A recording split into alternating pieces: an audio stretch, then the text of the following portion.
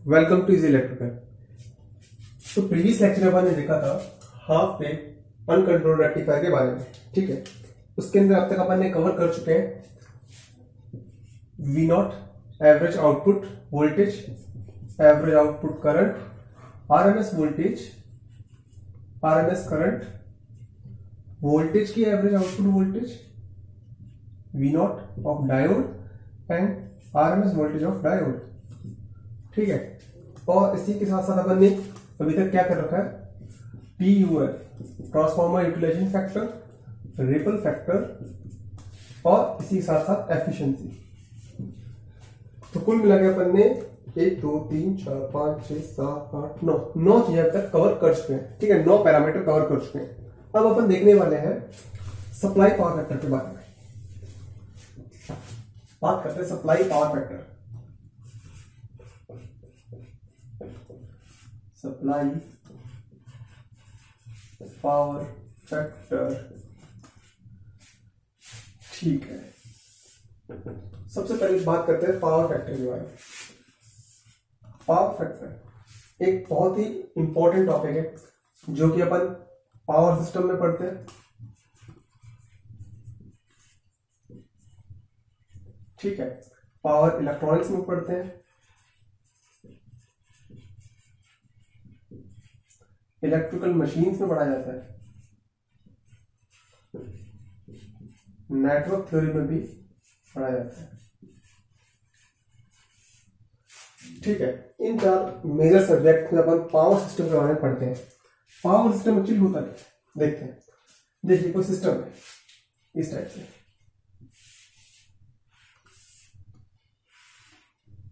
ठीक है। इस सिस्टम के अंदर कुछ रेजिस्टेंस लगे होंगे, कुछ इंडक्टर लगे होंगे, कुछ कैपेसिटर लगे होंगे। ठीक है, और इस सिस्टम को अपन ने बाहर से सप्लाई दे रखी है इस टाइप से, एसी सप्लाई दी थी।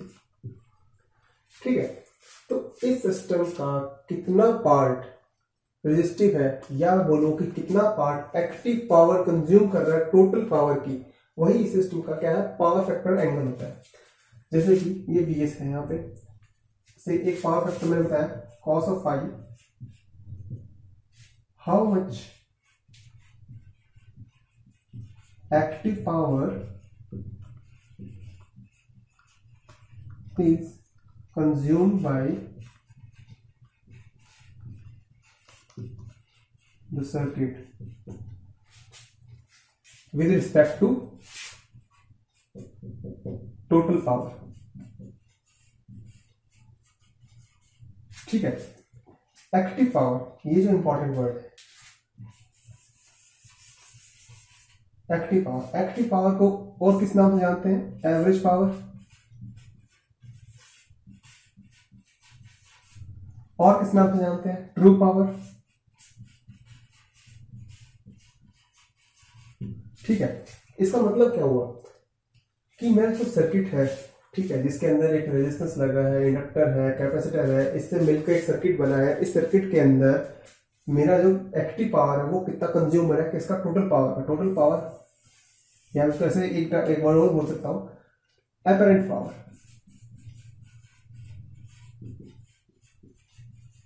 ठीक है, तो पावर फैक्टर का कॉस फाई का मैं फॉर्मूला लिखना चाहूं तो क्या होगा, जो कॉस फाई का अपना फॉर्मूला होगा,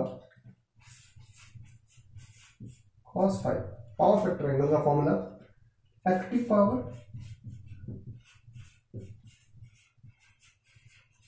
upon true power, actually apparent power या टोटल पावर।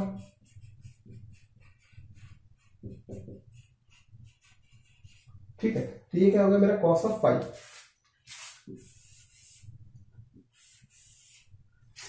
एक फॉर्मूला और होता है, क्या होता है, देखो कॉस ऑफ फाई जो होता है मेरा, उसको मैं एक चीज और से डिनोट कर सकता हूं, कैसे, angle between voltage and current. Voltage and current कैसे, मान लेते हैं जैसे कि अपने पास कोई वोल्टेज दे रखी है इस टाइप से, V वोल्टेज है, V A वोल्टेज ले लेता हूं, V M sine omega T, ठीक है। और इसी के कॉरस्पॉन्डिंग करंट है मेरा I A V M I am sorry sine omega T minus theta, ठीक है। या इसको पाई भी ले सकते हैं, अगर आपने पाई से डोनेट किया हुआ तो पाई मिलते हैं, पाई, ठीक है। तो उसका मतलब क्या हुआ, जो वोल्टेज है वो करंट से पाई डिग्री लीड कर रही है, या मैं बोलूं कि जो करंट है वो वोल्टेज से पाई डिग्री लैग कर रही है। लीड लैग का क्या होता है, मतलब जैसे कि देखो इसका फेजर डायग्राम अगर अपन ड्रॉ करें, ये अगर अपना वोल्टेज, इसको मैंने रेफरेंस लिया, ठीक है। एक क्वाड्रेंट ऑपरेशन होता है इस टाइप से, अगर क्वाड्रेंट के एंटी क्लॉकवाइज चला जाए तो थीटा अपना हमेशा पॉजिटिव होता है, ठीक है। क्वाड्रेंट के अगर क्लॉकवाइज चला जाए तो थीटा की वैल्यू अपन नेगेटिव लेते हैं। कैसे, ये 0 डिग्री होता है, इसके जस्ट इधर वाला 90 डिग्री, इसके इधर वाला 180 डिग्री, इसके जस्ट नीचे वाला 270 डिग्री, ठीक है। इसके अपोजिट में देखते हैं 0, -90, -180 और -270 डिग्री, ठीक है। ये 360 डिग्री होता है। तो -180 और या बोलूं मैं 180 एक ही बात है, ठीक है। तो देखो -5 डिग्री है, कहां पे बनेगा, नीचे की तरफ, यहाँ पे क्या हो जाएगा आई ए, ये था बी ए था, ये आई हो गया, और इसके बीच का एंगल हो जाएगा फाइव। ये एंगल क्या है मेरा, पावर फैक्टर एंगल है,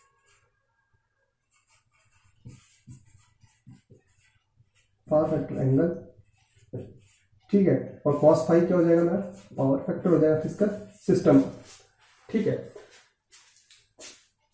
ये हो गया अपना। अब देखो ये रेफरेंस था, रेफरेंस से क्या हो रही है, करंट देखो नीचे की तरफ हो रही है, लीड कर रही है, लैग कर रही है, मतलब करंट है जो वोल्टेज से पीछे है, मतलब लैग कर रही है, ठीक है। अगर यही केस अगर मैं यहाँ पे प्लस कर दूं इन केस, तो ये क्या होगा, यही करंट क्या होगी, लीड करने लग जाएगी, किससे, वोल्टेज से, यहाँ पे आई ए,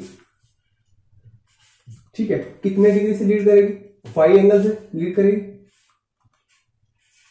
क्योंकि पॉजिटिव एंगल हमेशा ऊपर की तरफ बनते हैं, नेगेटिव एंगल हमेशा नीचे की तरफ बनते हैं। तो यहाँ पे क्या कर रही है, आई ए 5 डिग्री से लीड कर रही है, किससे, वोल्टेज से। या इसके रिस्पेक्ट में और बोल सकता है कि जो वोल्टेज है मेरी वो 5 डिग्री लैग कर रही है, किससे, करंट से, ठीक है। तो ये बात थी अपनी पावर फैक्टर के बारे में। अब अपन को बढ़ना है सप्लाई पावर फैक्टर, ठीक है। सप्लाई पावर फैक्टर देखते क्या होता है।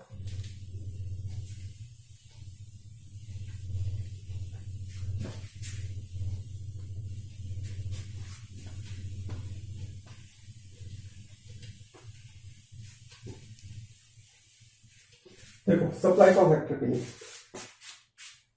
एक्चुअली इसको मिटा ही देते हैं, इसका कोई जरूरत नहीं है,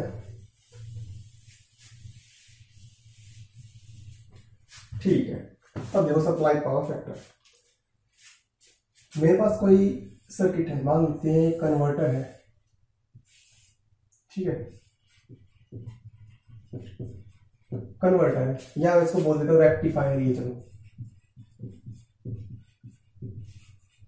इस रेक्टिफायर के एक आउटपुट टर्मिनल है और एक इनपुट टर्मिनल है, ठीक है। इनपुट टर्मिनल में मैंने एक सप्लाई लगा रखी है, और ये आउटपुट टर्मिनल है, यहाँ पे मैंने लोड लगा रखा था, रेजिस्टिव लोड था, इसका क्रॉस अपनी वोल्टेज थी, क्या थी, वी नॉट वोल्टेज थी। अब देखो ये वी एस है, अगर मैं लोड साइड का पावर फैक्टर निकालूं, ठीक है, लोड साइड का, तो मेरे पास क्या आएगी, कॉस ऑफ फाई एल जो है, कॉस ऑफ, देखो एक कॉस ऑफ फाई एल होगा लोड पावर फैक्टर, ठीक है। यहाँ पे आई नोट करंट फ्लो हो रही है, मतलब वी नोट और आई नोट के बीच का एंगल वही क्या होगा, मेरा लोड पावर फैक्टर एंगल होगा। Similarly voltage supply power factor और सप्लाई करंट के बीच का जो एंगल होगा वो मेरा क्या होगा, सप्लाई पावर फैक्टर होगा, कॉस फाई ऑफ एस, या इसको बोल सकता हूं मैं इनपुट पावर फैक्टर या सप्लाई पावर फैक्टर, ठीक है। अब देखो कॉस ऑफ फाई एस को निकालने के लिए दो तरीके हैं। सबसे पहले जो आसान तरीका है इस सर्किट के लिए समझने के लिए, जैसे कि अपने पास सर्किट कौन सा था, देखो अपने पास जो सर्किट था वो कुछ इस टाइप से था, एक डायोड था, यहाँ पे अपन ने एक एसी सप्लाई दी थी, और ये एक रेजिस्टेंस था, ठीक है। और इसके क्रॉस अपन ने वोल्टेज ली थी, क्या थी, V वोल्टेज थी, V0। इसमें जो करंट फ्लो हो रहा था वो था I0, ये था अपना R, ये है मेरा VS और ये है मेरा IS, ठीक है। सप्लाई पावर फैक्टर निकालने के लिए दो तरीके हैं। एक तरीका कैसा है, देखो इनपुट पावर क्या, देखो इनपुट पावर क्या होती है, input power VRMS into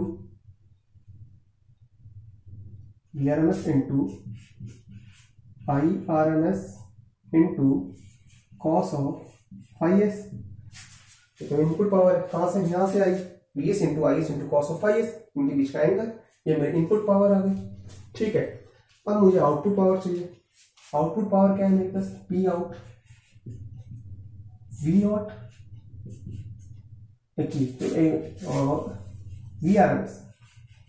VRMS into IRMS cos of phi L, load power factor angle. अब अपन को पता है जितनी इनपुट पावर देंगे उतनी ही आउटपुट पावर होगी। Input power equal to output power होनी चाहिए ना, एनर्जी कंजर्वेशन लो। तो P input is equal to P output. अगर ये दोनों इक्वल है, इसका मतलब ये पूरी टर्म्स के इक्वल होने चाहिए। इसका मतलब क्या होगा, VRMS डॉट IRMS, ये है लोड का IRMS, ये है सप्लाई करंट का IRMS, ठीक है, ये सप्लाई का है IRMS cos of phi S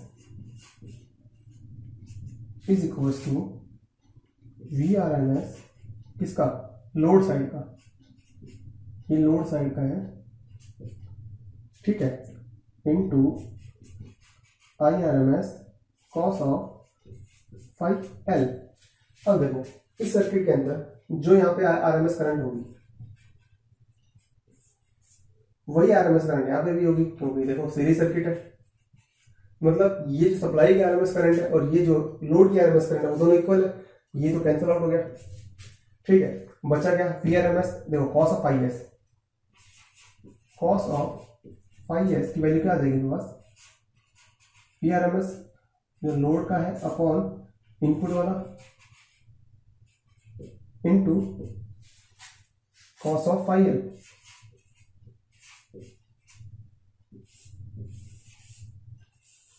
अब देखो जो मेरे पास VRMS है, ठीक है, ये वाली VRMS लोड वाली है, इसका मुझे क्या पता है, देखो VRMS लोड अपन ने निकाला भी था, क्या था, VM/2,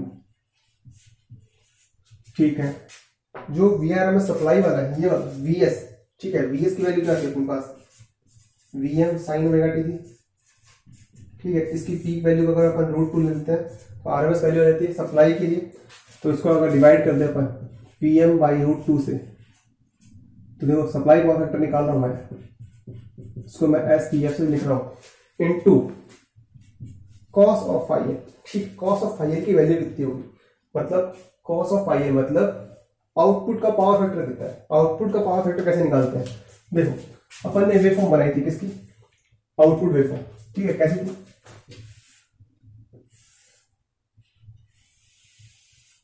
ये थी,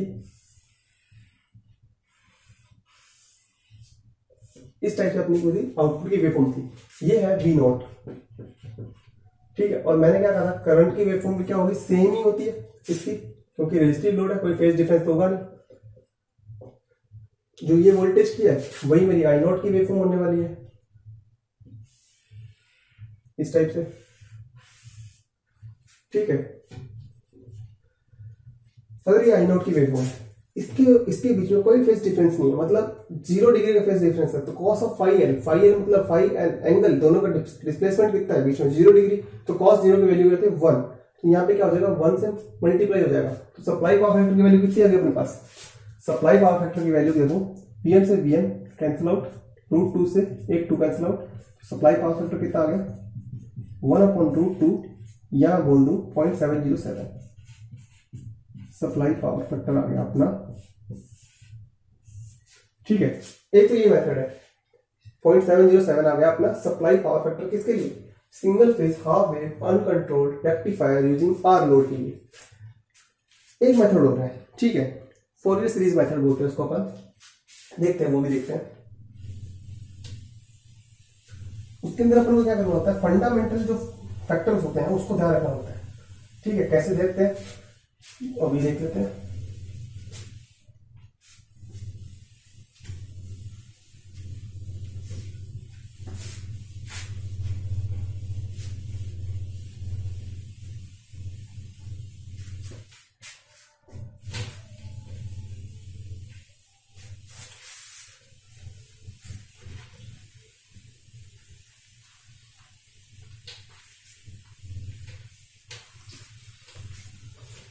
देखो, फोरियर सीरीज एक्सपेंशन से भी अपन क्या कर सकते हैं, पावर फैक्टर निकाल सकते हैं। ठीक है, अपने पास वेवफॉर्म क्या थी,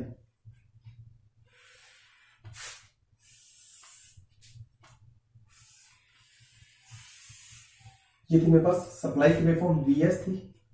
ठीक है, इसकी पीक वैल्यू की वैल्यू थी Vm 0 पाई 2 पाई 3 पाई। ये आउटपुट की वेवफॉर्म थी यहां पे।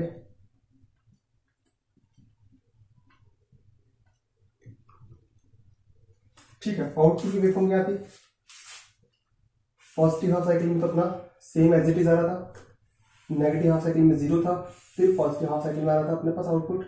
ये थी मेरी वी नॉट की वैल्यू, जिसकी पीक वैल्यू की वैल्यू थी मेरी Vm 0। ठीक है, ये ओमेगा टी आ गया यहाँ पे।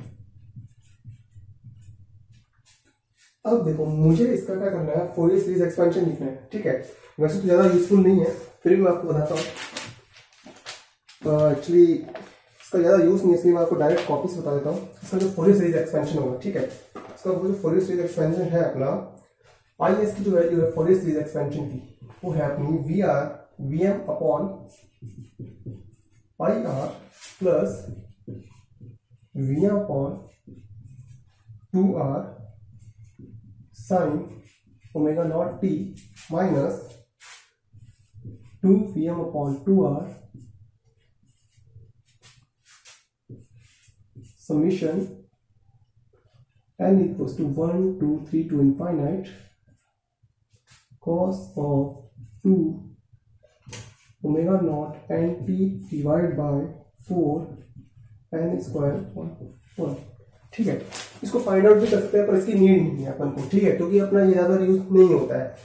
तो जो मेरा फोरियर सीरीज एक्सपेंशन है किसका लिए, आई एस के लिए। ठीक है, वो क्या है मेरा Vm upon pi r plus Vm upon 2r sin omega naught t minus 2Vm upon 2r, 2Vm upon 2r है, एक्चुअली पाई आ रहेगा, 2Vm upon pi r summation 1 2 3 to infinite cos 2 omega naught n t upon 4 n square minus 12। ठीक है, इसके अंदर ये है जो मेरा, ये है मेरा फंडामेंटल फैक्टर। ठीक है,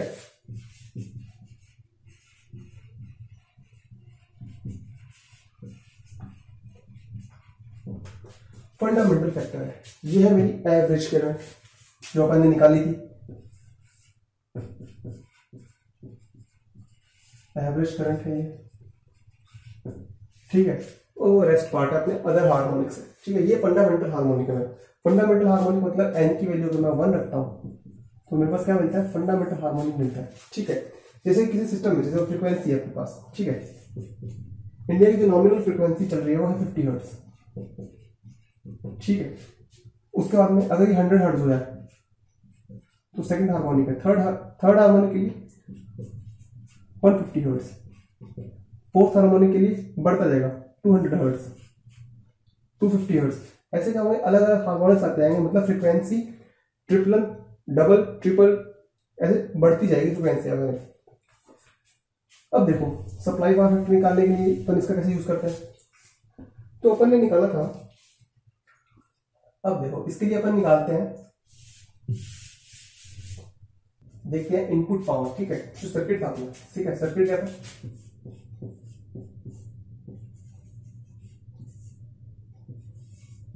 ये छोटा सर्किट बना लिया। इनपुट एक्टिव पावर निकालनी है अपन को। ठीक है, पी इनपुट, तो इसके लिए फॉर्मूला क्या था, V R M S into I R M S cos of phi S. ठीक है, ये तो मेरी इनपुट एक्टिव पावर ओवरऑल वाली। ठीक है, अब मुझे निकालनी है input active power due to fundamental, P input due to fundamental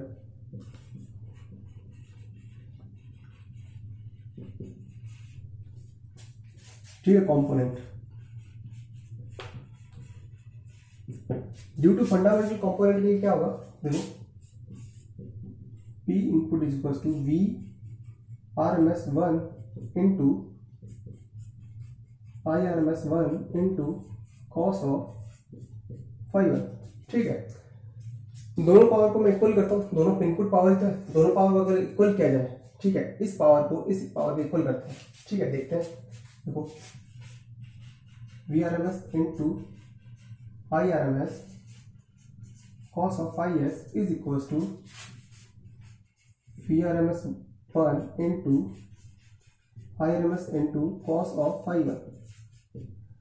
ठीक है, VRMS 1 से VRMS 1 तो ये कट जाएगा, तो सेम होती है। ठीक है, इसमें कोई दिक्कत ही नहीं है। अब बात आती है cos of phi s। cos of phi s निकालने के क्या हुआ, IRMS 1 upon IRMS 1 due to fundamental component और IRMS ओवरऑल वाली इनटू कॉस ऑफ फाई 1। ठीक है, तो ये अपना जो फॉर्मूला बन रहा है ये है सप्लाई पावर फैक्टर का, किससे निकाला अपन ने, फॉरियर सीरीज एनालिसिस से। जो ये वाली टर्म है अपनी, ये वाली टर्म, इसको अपन ने एक जगह पढ़ा था रिपल फैक्टर के अंदर, क्या बोलते हैं इसको, करंट डिस्टॉर्शन फैक्टर बोलते हैं इसको। ठीक है, मतलब टोटल में फंडामेंटल या एसी का कितना पार्ट अवेलेबल है। ठीक है, और ये अगर अपना FDF फंडामेंटल डिस्प्लेसमेंट फैक्टर। ठीक है, CDF का मतलब क्या होता है, यहां पे लिख देता हूं, CDF करंट डिस्टॉर्शन फैक्टर, और ये हो गया अपना FDF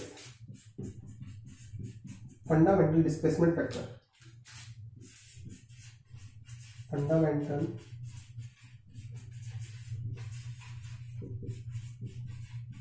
डिस्प्लेसमेंट फैक्टर। ठीक है, ये होगा अपना फंडामेंटल डिस्प्लेसमेंट फैक्टर। अब देखो IRMS 1 की वैल्यू और IRMS की वैल्यू यहाँ पे अगर पुटअप कर जाए, ठीक है, देखिए यहाँ पे अगर पुटअप करते, देखो कॉस ऑफ फाई एस, एक minute, cos of phi S की वैल्यू निकालनी है मुझे, IRMS 1। ठीक है, ये देखो, ये क्या है मेरे पास, फंडामेंटल है। ठीक है, फंडामेंटल की ये पीक वैल्यू है, पीक वैल्यू की RMS चाहिए तो इसको √2 से डिवाइड कर देता हूँ, VM/2R, ये मेरी पीक वैल्यू आ गई इसकी, ये वाली। ठीक है, और इसको मैंने √2 से डिवाइड कर दिया, तो ये क्या हो गई मेरे पास, फंडामेंटल के लिए क्या आ गई, RMS करंट आ गई फंडामेंटल कंपोनेंट की, अपॉन टोटल वाली अपन को पता ही है, अपन ने निकाली थी, जो लोड की थी वही सप्लाई की थी, क्या थी, VM/2R। ठीक है, cos of phi 1 fundamental displacement factor, मतलब फंडामेंटल वोल्टेज और फंडामेंटल करंट के बीच का जो एंगल होगा वही क्या होगा, मेरा डिस्प्लेसमेंट एंगल होगा। ठीक है, फंडामेंटल डिस्प्लेसमेंट फैक्टर होगा, बट जो फंडामेंटल की वोल्टेज है वही मेरी करंट की वोल्टेज, क्योंकि अपने पास रेजिस्टिव लोड है यहाँ पे। ठीक है, अगर रेजिस्टिव लोड है तो कॉस ऑफ फाई 1 की वैल्यू 0 हो जाएगी, और कॉस 0 की फाई 1 की वैल्यू 0 है तो कॉस 0 की वैल्यू 1, और 1 हो गई तो इंटू 1 कर दिया। देखो VM1 2πr से VM1 2πr कट गया, तो कॉस ऑफ फाई एस की वैल्यू वापिस में क्या आ रही है, 1/√2, जो इसकी इक्वल थी अपनी 0.707 के इक्वल थी। ठीक है, तो ये था अपना फोरियर सीरीज मेथड से सप्लाई पावर फैक्टर। ठीक है, अब इसके बाद में एक ही चीज और बचती है, PhD निकालना। ठीक है, वो भी देख लेते हैं, PhD यहां पे देखते हैं।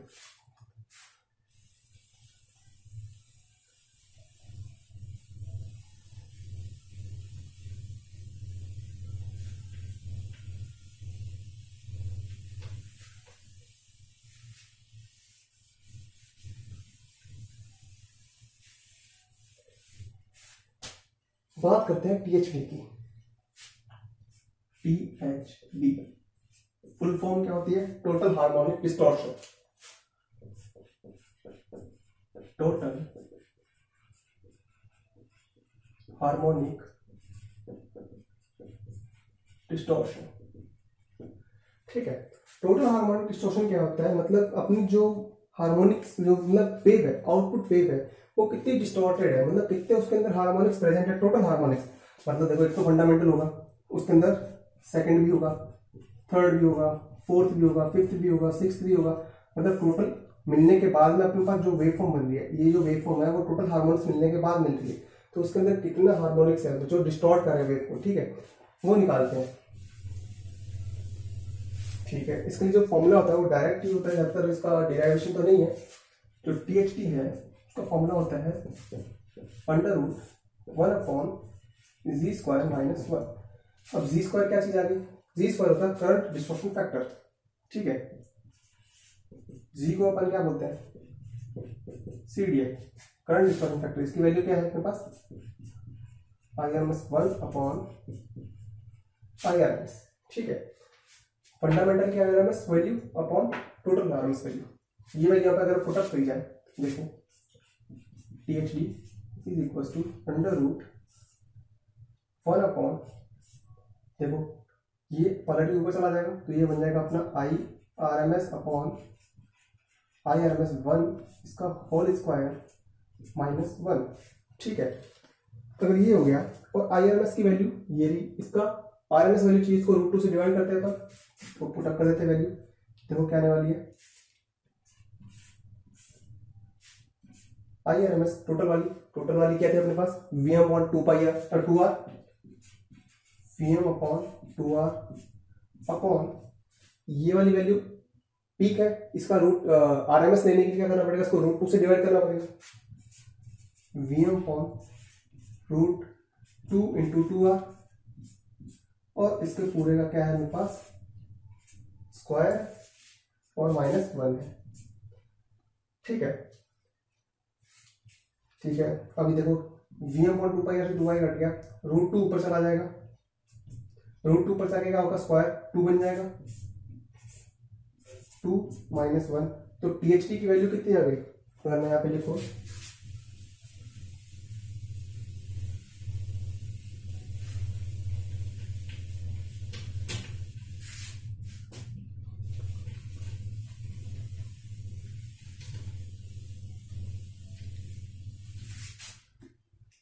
जो टीएचडी की वैल्यू आ गई मेरी, टोटल हार्मोनिक डिस्टॉर्शन आ रहा है 2 - 1 या बोलूं परसेंटेज के अंदर टीएचडी की वैल्यू आ रही है 100%, मतलब मेरी पूरी वेवफॉर्म में डिस्टॉर्टेड है, ठीक है, 100% डिस्टॉर्शन है।